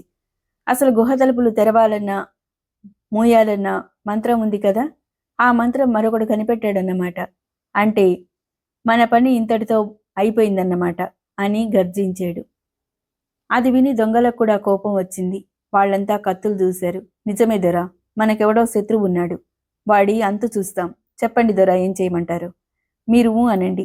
వాడు ఎక్కడున్నా సరే వెతికి పట్టుకొచ్చి మీ కాళ్ళ ముందు పడేస్తాం అని చెప్పారు దొంగలు. అంతటా నాయకుడు కొంత శాంతించాడు. కొంచెంసేపు ఆలోచించాడు. సరేనర్రా, ఇక మనం దోపిడీలకు వెళ్ళొద్దు. మన రహస్యం కనిపెట్టిన వాడెవడో మనం వెతికి పట్టుకోవాలి. వాణ్ణి హతమార్చాలి. గుట్టు తెలిసిన శత్రువును మట్టుపెట్టిన తర్వాతని మళ్లీ మనం దోపిడీలకు వెళ్ళటం. అందాక నిద్రపోకూడదు అని తీర్మానం చేయగా దొంగలందరూ అది ఆమోదించారు. అంతలో దొంగల ముఠాల్లో నుంచి హుషారైన ఒక యువకుడు నాయకుడి ముందుకొచ్చి, దొర, తమరు అనుజ్ఞ ఇస్తే నేను వెళ్ళి మన గుట్టు కనిపెట్టిన ఆ ఎదవ ఆచూకీ తీస్తా. ఎక్కడున్నా సరే కనుక్కుని వస్తా. దొరగారి పాదాల మీద ఆన అన్నాడు ధైర్యంగా. నాయకుడు వాడి మాటలకు ఎంతో సంతోషించాడు. అట్టాగేరా, వెళ్ళిరా. నీలాంటి గుండె కలవాళ్లే నాకు కావాలి. జాగ్రత్తగా పనిచేసుకుంటా. నీవు మాత్రం పట్టుబడమాక అని నాయకుడు చెప్పాడు. యువకుడు దొరపాదాలకు మొక్కి మామూలు బాటసారి వేషం వేసుకుని బయలుదేరాడు. అరణ్య ప్రాంతంలో చుట్టుపక్కల గల ఊళ్ళని తిరిగాడు. కాస్త అనుమానం కలిగిన వాళ్ళందరినీ విచారించాడు. కానీ ఎక్కడా గుహలో ప్రవేశించి ప్రాణాలు పోగొట్టుకున్న కాసిం జాడ కానీ అతని గురించి చెప్పేవారు కానీ దొరకలేదు. అయినా దొంగల ముఠాలోని యువకుడు నిరుత్సాహపడకుండా నిరాశ చెందకుండా అన్ని ఊళ్ళు తిరుగుతూ ఆలీబాబా ఉండే ఊరికొచ్చాడు. ఊరి చివర ఎడంగా ఉన్న దర్జీ ఇంటికొచ్చాడు. ఆ దర్జీ బాటసారి వేషంలో ఉన్న దొంగని ఆహ్వానించి ఆతిథ్యం ఇచ్చి మర్యాద చేశాడు. తాను తీర్థయాత్రలు సేవిస్తూ ఈ ఊరు వచ్చానని దొంగ ఎంతో నమ్మకంగా చెప్పటంతో దర్జీకి అతనిపై భక్తి, నమ్మకం ఏర్పడ్డాయి. ఇంకా యాత్రలు తిరగవలసి ఉందని, వీలైతే మక్కా వెళ్లాలనుకుంటున్నానని, అయితే అందుకు అవసరమైన ధనం లేదని చెప్పాడు దొంగ. దర్జీ అతనికి ఒక బంగారు నాణెం ఇచ్చి, అల్లా పేరు మీద ఆ డబ్బు తీసుకో అని కోరాడు. దాన్ని తీసుకుని మారువేషంలో ఉన్న దొంగ అటు ఇటు తిప్పి చూశాడు. తాము దోపిడీ చేసి తెచ్చిన బంగారు నాణాల్లో అది ఒకటని వెంటనే గ్రహించాడు. అయితే తన ముఖంలో ఎలాంటి మార్పు కనపడనీయకుండా దొంగ, అయ్యా, దర్జీ పని చేసుకుని సామాన్యమైన బతుకు బతుకుతున్న మీకు అపురూపమైన ఈ బంగారు నాణెం ఎక్కడి నుంచి వచ్చింది అని ఏమీ ఎరగనట్లు అడిగాడు. బాబు, ఏం చెప్పను. నీవన్నట్టు నేను అతి సామాన్యుణ్ణు. గుడ్డలు కుట్టగా వచ్చిన కూలీ డబ్బుతో ఏ పూట కాపూట గడుపుకునేవాణ్ణు. అయితేనే అల్లాదయ్య ఎప్పుడు ఎవరి మీద ఎలా ప్రసరిస్తుందో ఎవ్వరికీ తెలియదు అంటూ ఆ ఊళ్ళోనే ఒక వ్యక్తి తనను రాత్రిపూట కళ్ళు గంతలు కట్టి ఒక ఇంటికి తీసుకుపోయి తల మొండెం వేరు చేయబడి ఉన్న శవాన్ని అతికించి కుట్టించాడని, పిమ్మట ఇలాంటి బంగారు నాణాలు 10 ఇచ్చాడని ఆలీబాబా తనతో చేయించిన పనిని గురించి చెప్పాడు. దొంగ అనుమానం బలపడింది. అయ్యా, నాకు ఆ ఇల్లు చూపగలవా? ఆ ధనవంతుణ్ణి భిక్ష అడిగితే నా యాత్రలకు కావలసిన ధనం ఇస్తాడని నా ఆశ అన్నాడు దొంగ అమాయకంగా. అయ్యా, చెప్పా కదా, నా కళ్లకు గంతులు కట్టారని. అయినా ఎన్ని వీధి మలుపులు తిరిగి ఏ దిక్కుగా ఎంత దూరం నన్ను తీసుకెళ్ళింది చెప్పగలను అన్నాడు దర్జీ. ఇలా చెప్పి తెలివైన ఆ దర్జీ యాత్రికుడి వేషంలో ఉన్న దొంగను వెంటబెట్టుకుపోయి 2 వీధి మలుపులు దాటి పడమరగా 200 గజాలు వెళ్లి అక్కడ గల ఇంటి దగ్గర ఆగిపోయాడు. తాను వెళ్లిన ఇల్లు అదే కావచ్చునని కూడా దర్జీ సూచించాడు. దొంగ ఆ ఇల్లు గుర్తుపెట్టుకుని దర్జీకి పదే పదే సలాం చేసి, అల్లా నీకు మేలు చేస్తాడు అని దీవించి అక్కడి నుంచి వెళ్ళిపోయాడు. ఆ రాత్రి ఎవరికంటా పడకుండా దర్జీ చూపించిన ఇంటి బయట వాకిలిపై ఒక శుద్ధముక్కతో ఇంటూ గుర్తుపెట్టి వెళ్ళాడు. ఆ ఇల్లు ఎవరిదో కాదు, కాసిం మేడ.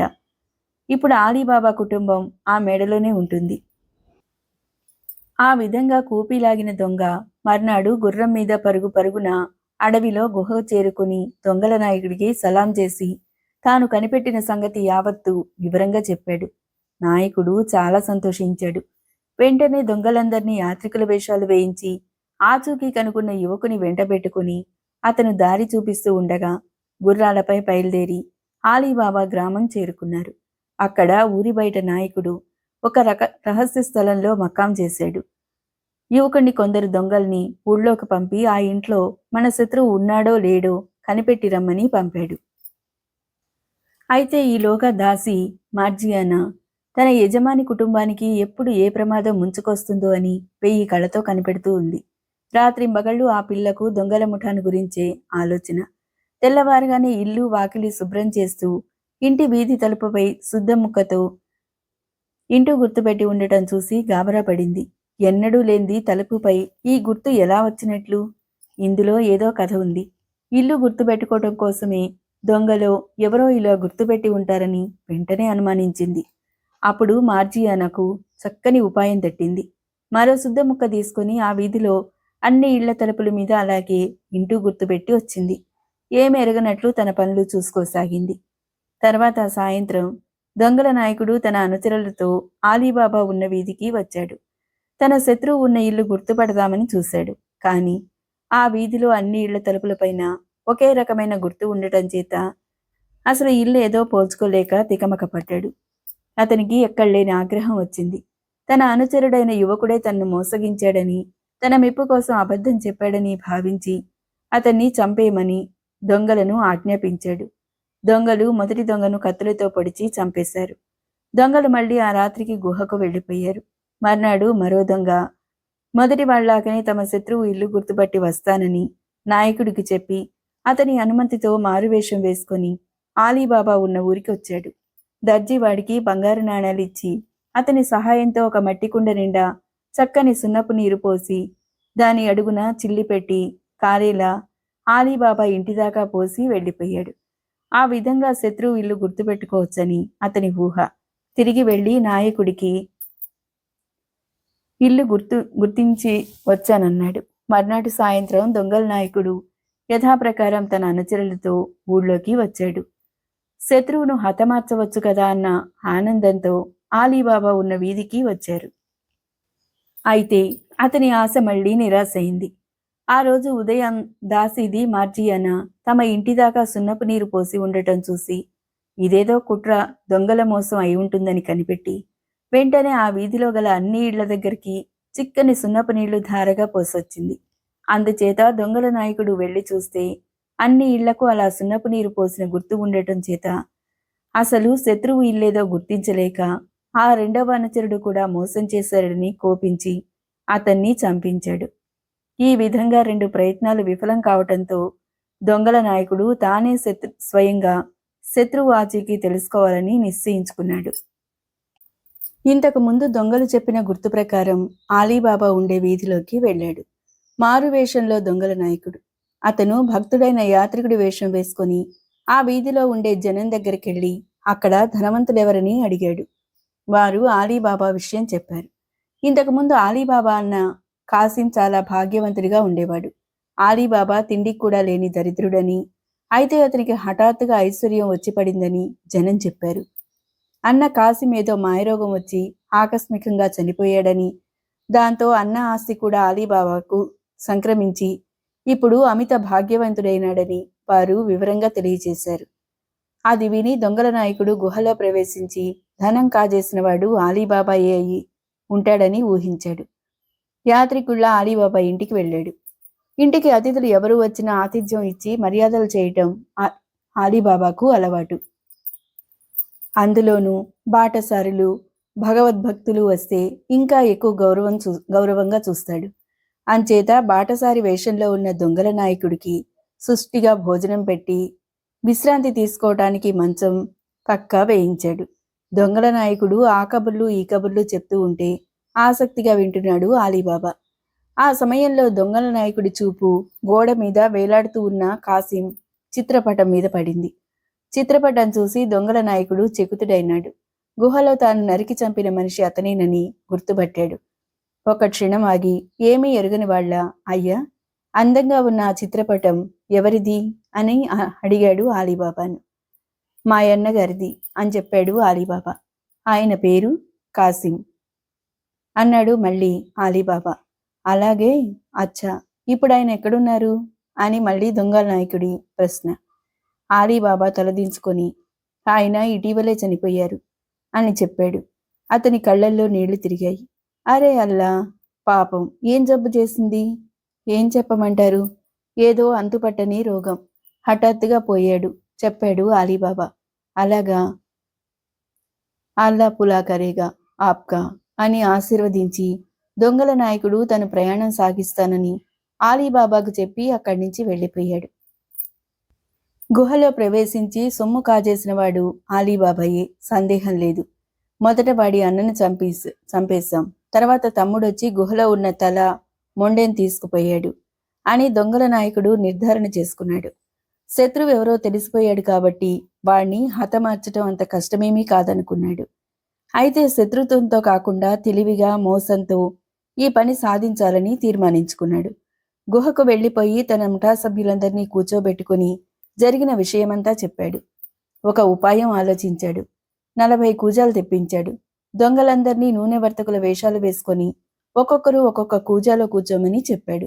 తర్వాత తాను కూడా నూనె వ్యాపారి వేషం వేసుకుని నూనె కూజాలన్నీ గాడిదల మీద వేసుకొని ఆలీబాబా ఇంటికి వెళ్లి ఉపాయంగా హతమార్చాలని నాయకుడు తక్కిన దొంగలందరికీ చెప్పగా వారు చాలా బాగుందని మెచ్చుకుని అలాగే చేశారు. ఆ విధంగా దొంగలు నూనె వ్యాపారుల వేషంలో ఆలీబాబా ఇంటికి రాత్రివేళ చేరుకున్నారు. ఆ రాత్రికి ఆశ్రయం ఇవ్వమని దొంగల నాయకుడు అడగ్గా పరాయి దేశం నుండి వర్తకులు వచ్చారన్న ఉద్దేశంతో అలాగే వారికి తన ఇంట్లో బస ఏర్పాటు చేశాడు. నూనె జాడీలన్నీ ఇంట్లోని పెరట్లో దింపించాడు. గాడిదలకు మేత అది ఏర్పాటు చేయించాడు. తాను సమయం కనిపెట్టి కూజాల దగ్గరకు వచ్చి సైగ చేస్తానని, అప్పుడు కూజాల నుంచి దొంగలు బయటికి వచ్చి ఆలీబాబాను హతమార్చాలని దొంగలకు రహస్యంగా చెప్పాడు దొంగల నాయకుడు. అప్పటిదాకా ఎవరూ కనిపెట్టకుండా కూజాల్లోనే జాగ్రత్తగా నక్కి ఉండమని ఆజ్ఞాపించాడు.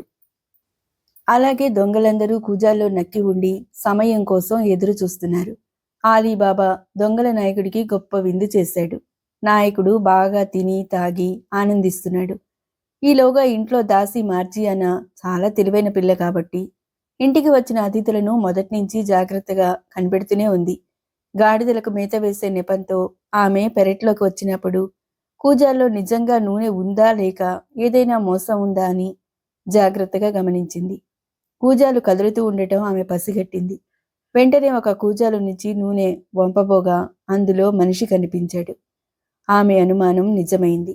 40 కూజాల్లోనూ దొంగలున్నారని, తమ యజమానికి ఏదో అపకారం చేసే తలంపుతోనే ఇలా వచ్చారని మార్జియానా తెలుసుకుంది. గుట్టు చప్పుడు కాకుండా ఇంటి పని మీద అటూ ఇటూ తిరుగుతూ తప్పతాగి ఆనందంతో మునిగి ఉన్న దొంగల నాయకుణ్ణి, ఏదీ తెలుసుకోలేని అమాయకుడన్న తన యజమాని ఆలీబాబాను గమనించింది. తర్వాత వంటశాలలోకి వెళ్ళి ఇంటిలో డబ్బా నిండా ఉన్న నూనె పెద్ద గంగాళంలో పోసి పొయ్యి మీద పెట్టింది. పొయ్యి భగభగలాడుతున్నందున నూనె సలసలా కాగింది. అలా కాగిన నూనె గిన్నెలతో పట్టుకు వచ్చి పెరట్లో ఉన్న కూజాల్లో పోయటం మొదలుపెట్టింది. దాంతో కూజాలో నక్కి కూర్చున్న దొంగలు ఒక్కొక్కరే కిక్కురు మనకుండా ప్రాణాలు విడిచారు. అలా 40 కూజాల్లో గల 40 మంది దొంగలు హతమైపోయారు. కొంతసేపటికి దొంగల నాయకుడు మెల్లగా దొంగలు నక్కి ఉన్న కూజాల దగ్గరికి వాటిని నెమ్మదిగా తడుతూ, ఇక రండి, అందరూ ఒక్కసారిగా వచ్చి నిద్రపోతున్న ఆలీబాబాను పొడిచి చంపండి అని అన్నాడు. కాని ఎంతసేపటికి కూజాలోంచి దొంగలు బయటికి రాలేదు. అప్పుడు దొంగల నాయకుడు గాబరా పడి ఒక కూజా పూర్తిగా తెరిచి చూడగా అందులో దొంగ చచ్చిపడి ఉన్నాడు. అలాగే 40 కూజాల్లోనూ 40 మంది దొంగలు చచ్చిపడి ఉండటం చూడగాని దొంగల నాయకుడికి కంగారు దడా పుట్టుకొచ్చాయి. తాను ఒంటరివాడిని అయ్యానని, తన గుట్టు తెలిసిపోయిందని, ఇక్కడ ఉండటం ప్రమాదమని గ్రహించి దొడ్డిదోవన పలాయనం చిత్తగించాడు. ఈ విషయం ఎక్కడా బయటికి పొక్కనివ్వలేదు మార్జియానా. మర్నాడు తెల్లవారింది. ఆలీబాబా మార్జియానాను పిలిచి, నూనె వర్తకుడు నిద్రలేచాడా? ఆయనకేం కావాలో చూడు అన్నాడు. అది విని మార్జియానా, ఇంకెక్కడి నూనె వర్తకుడు బాబా, రాత్రి ఉడాయించాడు చెప్పకుండా అంది. అదేమిటి అని అడిగాడు ఆలీబాబా. అప్పుడు మార్జియానా జరిగిన సంగతంతా వివరించి చెప్పింది. ఎన్నో రోజులుగా దొంగలు తమ ఇంటిపై కన్ను వేసి ఉంటారని, మాయవేషాలతో వచ్చి ఒకసారి తలుపుపై గుర్తోపెట్టడం, మరోసారి ఇంటిదాకా సున్నపు నీళ్లు పోయటం, అయితే కనిపెట్టడానికి వీలు లేకుండా తాను వీధిలో అన్ని తలుపులపైన గుర్తులు పెట్టడం, అన్ని ఇళ్ల దగ్గర సున్నపు నీరు పోయడం మొదలైన సంగతులు తెలిపింది. పిమ్మట దొంగల నాయకుడు నూనె వ్యాపారి వేషంలోనూ దొంగలు కూజాల్లో నక్కి ఉండి రావటం తాను కనిపెట్టి నూనె కాచి కూజాల్లో పోసి చంపేయటం వివరించింది. అది కనిపెట్టి మారువేషంలో ఉన్న దొంగల నాయకుడు గుట్టు చప్పుడు కాకుండా రాత్రికి రాత్రే పలాయనం చిత్తగించాడని తెలియజేసింది. మార్జియానా చెప్పిందంతా విని ఆలీబాబా ఆశ్చర్యచకితుడైనాడు. తన తెలివి తక్కువతనానికి విచారిస్తూ మార్జియానా తనను, తన కుటుంబాన్ని కాపాడినందుకు ఆమెను అనేక విధాలా స్తుతించాడు. మార్జియానా, నీవు మా ప్రాణాలు కాపాడిన దేవతవు, నీ రుణం ఎలా తీర్చుకోనమ్మా అన్నాడు ఆలీబాబా ఆనందంతో. బాబా, ఇందులో రుణమేమీ లేదు, ఇది నా ధర్మం. చిన్నప్పటి నుంచి నేను మీ ఉప్పు పులుసు తిని పెద్దదాన్నయ్యాను. ఇప్పుడు నాకు యుక్త వయసు వచ్చింది. అయినా మీరు నన్ను ఎంతో ప్రేమతో చూస్తున్నారు. మీ కుటుంబంలో ఎవరికి ఏ ఆపద వచ్చినా ఆదుకోవటం నా ధర్మం. ఎవరు ఎలాంటి ఎత్తులు మోసాలు పన్నినా ఈ మార్జియానా దగ్గర సాగవు బాబా అని చెప్పింది మార్జియానా వినయంగా. అంతా విని ఆలీబాబా అల్లాను ప్రార్థించుకుంటూ మార్జియానాను వెంట పెట్టుకుని పెరట్లోకి వెళ్ళాడు. అక్కడ కూజాల్లో చచ్చిపడి ఉన్న దొంగల్ని చూశాడు. అయితే ఇప్పుడు ఈ శవాలన్నిటినీ ఏం చేద్దాం అడిగాడు ఆలీబాబా. మన దొడ్లోనే గొయ్యి తీసి పూడ్చేద్దాం అని చెప్పింది మార్జియానా. ఆమె చెప్పినట్లే శవాలను పాతిపెట్టించాడు ఆలీబాబా. అయితే బాబా, ఇంతటితో ప్రమాదం తప్పిపోయిందని నేను అనుకోను. పారిపోయిన ఆ దొంగల నాయకుడు మళ్ళీ ఏదో యుక్తి పన్ని ఇక్కడికి వస్తాడు పగ తీర్చుకోవటానికి. అంచేత మీరు చాలా జాగ్రత్తగా ఉండాలి అని హెచ్చరించింది మార్జియానా. రోజులు గడిచాయి. మార్జియానా చెప్పినట్టు పారిపోయిన దొంగల నాయకుడికి గుండెల్లో పగ మండుతుంది. తన వాళ్లంతా నాశనమైపోయారు. దీనికంతటికీ కారణం ఆలీబాబా కదా. కాబట్టి శత్రుశేషం లేకుండా అతన్ని హతమారిస్తే కాని తన కంటి నిండా నిద్ర పట్టదు. అందుచేత నాయకుడు ఈసారి నగల వ్యాపారి వేషం వేసుకుని తను దోచుకున్న సొమ్ముతో రకరకాల నగలు రత్నాలు మూటగట్టుకుని ఆలీబాబా ఊరొచ్చాడు. ఆలీబాబా కుమారుడు చోటేబాబాతో స్నేహం చేశాడు. చోటేబాబా కూడా నగల వ్యాపారి కాబట్టి అతన్ని ఆదరించి తన అంగట్లోనే ఒక గదిలో ఉండమని చెప్పాడు. ఇప్పుడు దొంగల నాయకుడి పేరు బహదూర్ షా. అతను తన వద్ద గల నగలు రత్నాలు చౌక ధరకు చోటేబాబాకు విక్రయించాడు. చోటేబాబా వాటిని హెచ్చు ధరకు అమ్ముకుని బాగా లాభాలు గడించాడు. ఆ విధంగా తన వ్యాపారం ఎంతగానో వృద్ధి పొందటం వల్ల బహదూర్ షాపై అతనికి గౌరవం అభిమానం పెరిగాయి. ఇప్పుడు వారిద్దరూ ప్రాణ స్నేహితుల్లా మెలుగుతున్నారు. ఇలా ఉండగా ఒకరోజు చోటేబాబా నగల వర్తకుడు బహదూర్ షాను తన ఇంటికి ఆహ్వానించాడు. అలాంటి రోజు ఎప్పుడొస్తుందా అని ఎదురు చూస్తున్న దొంగల నాయకుడు సంతోషంగా ఆలీబాబా ఇంటికి వెళ్ళాడు. వ్యాపారంలో పెద్ద పెద్ద లాభాలు రావటానికి ఇతడే కారకుడని కుమారుడి ద్వారా తెలుసుకున్న ఆలీబాబా బహదూర్ షాను గాఢంగా కౌగిలించుకుని ఆతిథ్యం ఇచ్చి మర్యాద చేశాడు. అంతటి ఒకనాడు చోటేబాబా పుట్టినరోజు వచ్చింది. కుమారుడి జన్మదినోత్సవం ఘనంగా చేయాలనుకున్నాడు ఆలీబాబా. ఆ రోజు తమ ఇంటికి విందుకు రావాల్సిందిగా బహదూర్ షాను ఆహ్వానించాడు. బహదూర్ దానికి అంగీకరించాడు. అయితే అతన్ని మార్జియానా చూసింది. అతని చూపులు ఆలీబాబా పట్ల చోటేబాబా పట్ల అతను చూపుతున్న ప్రేమ అభిమానం ఇదంతా నటనని, అతను ఏదో అపకారం చేయడానికి వచ్చిన మోసగాడని ఆమె కనిపెట్టింది. ఆలీబాబాను ఒంటరిగా లోపలికి పిలిచి, అయ్యా, అబ్బాయి గారి పుట్టినరోజు పండుగ నాడు మీరు ఆ కొత్త వ్యాపారిని విందుకు పిలిచారు కదా, ఆ రోజు గొప్ప నాట్య ప్రదర్శన కూడా ఉంటుందని చెప్పండి. నేనే నాట్యం చేస్తాను. అది కత్తుల నాట్యం, కొత్త రకంగా ఉంటుంది అని చెప్పింది. ఆలీబాబా అలాగే బహదూర్ షాను ఆహ్వానించాడు. బహదూర్ షా అందుకు అంగీకరించాడు. ఆ రోజు రాత్రి వేళ ఏదో విధంగా ఆలీబాబాను సంహరించాలని దొంగల నాయకుడి సంకల్పం. చోటేబాబా జన్మదినోత్సవం రానే వచ్చింది. ఆలీబాబా భవనం దీపకాంతులతో కళకళలాడుతుంది. ఇంటి నిండా జనం, బంధువులు, స్నేహితులు, ఊళ్ళోని పెద్దలు, భాగ్యవంతులు అంతా అక్కడున్నారు. కుమారుడి పుట్టినరోజు సందర్భంగా ఆలీబాబా అందర్నీ ఆహ్వానించి అతిథి మర్యాదలు చేస్తున్నాడు. దొంగ నగల వ్యాపారి బహదూర్ షా కూడా రంగురంగుల దుస్తులు ధరించి వచ్చాడు. చోటే బాబా, అలీబాబా అతనికి ప్రత్యేకంగా గౌరవ మర్యాదలు చేస్తున్నారు. తర్వాత విందు భోజనాలు ప్రారంభమయ్యాయి. రకరకాల భోజన పదార్థాలు, ఎన్నో కమ్మని మిఠాయిలు, పిండి వంటలు విలువైన పళ్ళెరాల్లో పెట్టుకుని భుజిస్తున్నారు. ఒకవైపు వివిధ రకాల ఫలాలు, పళ్ళు పెట్టున్నాయి. అవి ఆరగిస్తున్నారు కొందరు. మరోవైపు బాణాసంచా కాలుస్తున్నారు. కొందరు వృద్ధులు చోటే బాబాను దీవించిపోతున్నారు. యువకులు కొందరు చోటే బాబాను కౌగిలించుకుని జన్మదిన శుభాకాంక్షలు అందజేస్తున్నారు. అందమైన యువతులు కమ్మగా పాటలు పాడుతున్నారు. నగల వర్తకుడి వేషంలో ఉన్న బహదూర్ షా ఆలీబాబా, చోటే బాబాల వైభవం చూసి పైకి ఎంతగానో ఆనందిస్తున్నా మనసులో చాలా బాధపడుతున్నాడు. తమ రహస్యం తెలుసుకుని తాము దోచుకున్న ధనం కాజేసి ఇంతటి ఐశ్వర్యవంతుడైనాడు కదా అని అతని కడుపు మండిపోతుంది. ఆలీబాబాను ఎప్పుడు హతమారుద్దామని ఉబలాట పడుతున్నాడు. అందుకోసం రత్నాల పిడిగల వాడి బాకు ఒకటి బొడ్లో సిద్ధంగా పెట్టుకుని ఉన్నాడు. వేడుకలు, వినోదాలు అయిపోయిన తర్వాత అతిథులు చాలామంది ఆలీబాబా, చోటే బాబాల వద్ద సెలవు పుచ్చుకుని వెళ్ళిపోయారు. పిమ్మట మార్జియానా సూచనపై ఆలీబాబా బహదూర్ షాను ఇంటి లోపల మధ్య వరండాలోకి పిలిచాడు. గోడ కానించి నేల మీద పరిచి ఉన్న పట్టుపరుపులపై ఆలీబాబా, చోటే బాబా, బహదూర్ షాలు ఆసీనులయ్యారు. పెద్ద పెద్ద బాలిసులు కానుకుని విశ్రాంతిగా ఉన్నారు.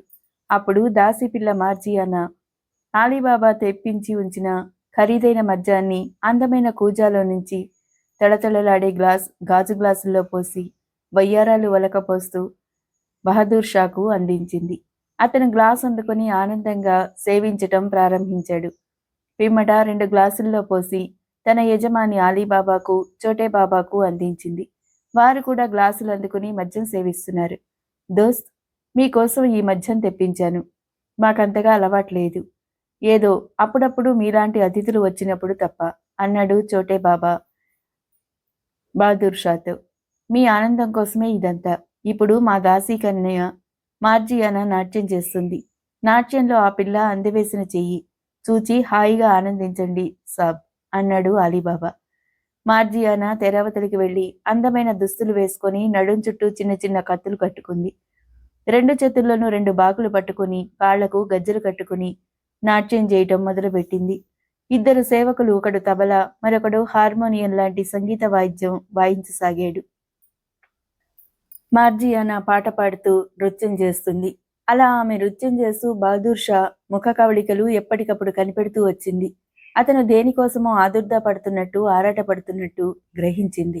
అంతేకాకుండా అతను తన బొడ్డులో బాకు పెట్టుకొని ఉండటం కూడా గమనించింది. అతను దుర్మార్గపు తలంపుతో ఉన్నాడని గ్రహించింది తెలివైన మార్జియానా. కొంతసేపు ఆట పాట సాగింది. అది కత్తుల నాట్యం కాబట్టి మార్జియానా ఒకసారి ఆలీబాబా దగ్గర, ఇంకోసారి చోటే బాబా దగ్గర బాకులు చూపిస్తూ భయపెడుతున్నట్టు నటిస్తూ నృత్యం చేసింది. అలాగే బహదూర్ షా దగ్గరికి వెళ్లి కత్తులు అతని గుండెల కానిస్తూ నాట్యం సాగించింది. అది ఆ నాట్య తీరు కాబట్టి అతనికి ఏమీ అనుమానం కలగలేదు. కానీ ఆ అమ్మాయి తన దగ్గరికి వచ్చినప్పుడు మాత్రం అతని గుండెలు జల్లుమన్నవి. అలా కొంతసేపు నాట్యం చేస్తూ ఉన్నట్టు నటిస్తూ మార్జియానా హఠాత్తుగా తన చేతిలో ఉన్న బాకుతో బహదూర్ షా గుండెల్లో పొడిచింది. అంతే. ఆ దొంగ నగల వర్తకుడు అరే అల్లా అంటూ వెనక్కి వాలిపోయాడు. అతని గుండెల్లో నుంచి రక్తం చిమ్మింది. పట్టుపరుపులు, బాలీసులు, ఆ ప్రదేశం అంతా నెత్తురు వరదలైంది. ఆలీబాబా, చోటే బాబాలకు ఇదేమో అర్థం కాలేదు. కానీ తాము గౌరవించిన అతిథిని ఇలా అన్యాయంగా హత్య చేసినందుకు వాళ్ళిద్దరికీ మార్జియానాపై ఎక్కడలేని కోపం వచ్చింది. ఓసి పాపిష్టిదానా, ఏమిటిది, ఎంత ఘోరం చేశావే అన్నారు ఇద్దరూ కళ్ళెరజేస్తూ. బాబా, అయ్యా చిన్నబాబు, దయచేసి శాంతించండి. మీకంతా చెప్తాను. నేను మీకు మేలు చేసేదాన్నే కానీ మీకు అవమానం, అగౌరవం తెచ్చిపెట్టేదాన్ని కాదు. నా మాట నమ్మండి అన్నది మార్జియానా శాంతంగా. అయినా ఆలీబాబాకు ఆగ్రహం ఆగలేదు. అంతలో విందుకు వచ్చి ఇంకా ఇళ్లకు వెళ్లకుండా ఉన్న బంధుమిత్రులు కొందరు ఈ అరుపులు విని లోపల వరండాలోకొచ్చారు. అప్పుడు మార్జియానా ప్రాణాలు కోల్పోయి నేలపై పడి ఉన్న బహదూర్ షా దగ్గరికి వెళ్ళి అతని వేషాన్ని తీసేసింది. అయ్యలారా వినండి, అంతా వినండి. చూశారు కదా ఇతని వేషం. ఇతను పెద్ద మనిషి కాడు, నగల వర్తకుడు కానీ కాడు, దోపిడీ దొంగ, పుండాకోరు వెధవ. నా యజమాని ఆలీబాబాను, ఆయన కుటుంబాన్ని నాశనం చేయాలన్న తలంపు చాలా కాలం నుండి కుట్రలు పన్నుతున్నాడు. అయితే నేను 1000 కళ్లతో కనిపెట్టి ఉండి ఆ కుట్రలన్నీ భగ్నం చేశాను. ఇవాళ మా బాబాను చంపటానికే వీడు ఈ విందుకు వచ్చి సమయం కనిపెట్టి ఉన్నాడు. అది గ్రహించి నేను ముందుగానే వీణ్ణి హతమార్చాను. నా మాట అబద్ధమేమో చూడండి. రహస్యంగా బొడ్లో కత్తి పెట్టుకున్నాడు అని చెప్పి మార్జియానా బహదూర్ మొల్లో ఉన్న కత్తి తీసి అందరి ముందు పడేసింది. బహదూర్ వేషం చూసి మార్జియానా చెప్పిన మాటలు విని ఆలీబాబా అతడి కుమారుడు కాకుండా అక్కడున్న వారంతా విస్మయంతో ముక్కు మీద వేలు వేసుకున్నారు. తర్వాత మార్జియానా సలహాపై దొంగల నాయకుడి శవాన్ని తీసుకొని పోయి దొడ్లో గొయ్యి తవ్వి పూడ్చిపెట్టాడు ఆలీబాబా. బాబా, ఇక దొంగల పీడ వదిలిపెట్టింది. ఇక మీకేం భయం లేదు, నిశ్చింతగా ఉండవచ్చు అన్నది మార్జియానా సంతోషంగా. ఇదంతా నీ చలవే మార్జియానా. నన్ను నా కుటుంబం నీ వల్లనే బతికిపోయిందమ్మా. నీవు చేసిన ఈ మహోపకారానికి నేను ఎలా బదులు తీర్చుకునేదమ్మా అన్నాడు ఆలీబాబా. నాకేం చేయనక్కర్లేదు బాబా, మీ అభిమానం దయ ఉంటే చాలు అంది మార్జియానా. అయినా ఆలీబాబా ఆలోచించటం మొదలుపెట్టాడు. భార్యతోనూ వదినతోనూ ఏకాంతంగా ఆలోచించాడు. మార్జియానాను తను కోడలుగా చేసుకుంటే బాగుంటుందన్న నిర్ణయానికి వచ్చారు అంతా. నిజానికి మార్జియానా చాలా చక్కంది, గుణవంతురాలు, నీతిమంతురాలు. తమ కుటుంబాన్ని మహా విపత్తు నుండి ఆదుకున్న పిల్ల. చోటే బాబాకు ఆ పిల్లని చేసుకుంటే ఇద్దరూ ఈడు జోడుగా ముచ్చటగా ఉంటారు. కుమారుడి అభిప్రాయం అడిగాడు ఆలీబాబా. వాస్తవానికి అతనికి కూడా ఎప్పటినుంచో మార్జియానాపై మనసుంది. తనకై తాను ఈ విషయం బయటపెట్టలేక ఇంతకాలం ఊరుకున్నాడు. ఇప్పుడు తల్లిదండ్రులు అడిగేసరికి మారు మాట్లాడకుండా సంతోషంతో సమ్మతించాడు. ఇంకేం, ఒక మంచి రోజు చూసి మార్జియానా చోటే బాబాలకు వైభవంగా పెళ్లి జరిపించాడు ఆలీబాబా. ఆ చుట్టుపక్కల ఊళ్ళ వాళ్ళందరికీ భోజనాలు పెట్టి ఘనంగా మర్యాదలు చేశాడు. మార్జియానా ఆనందానికి అవధుల్లేవు. దొంగల రహస్య గుహ సంగతి ఆలీబాబాకు తప్ప మరెవ్వరికీ తెలియదు. అతను ఒకరోజు గాడిదలను తోలుకొని గుహకు వెళ్ళాడు. మంత్రవాక్యాలు పలికి గుహద్వారం తెరిపించాడు. గుహలోకి వెళ్లి లోపల ఉన్న నగలు, నాణ్యాలు, అమూల్యమైన వస్తువులు అన్నీ గాడిదపై వేసుకుని ఇంటికి తీసుకొచ్చాడు. ఇప్పుడు ఆలీబాబా ఆ దేశంలోనే గొప్ప ధనవంతుడు.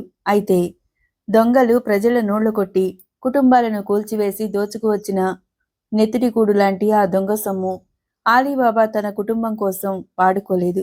పేదవాళ్లకు, భిక్షకులకు దాన ధర్మాలు చేసి, సంతర్పణలు చేసి ఖర్చు పెట్టాడు.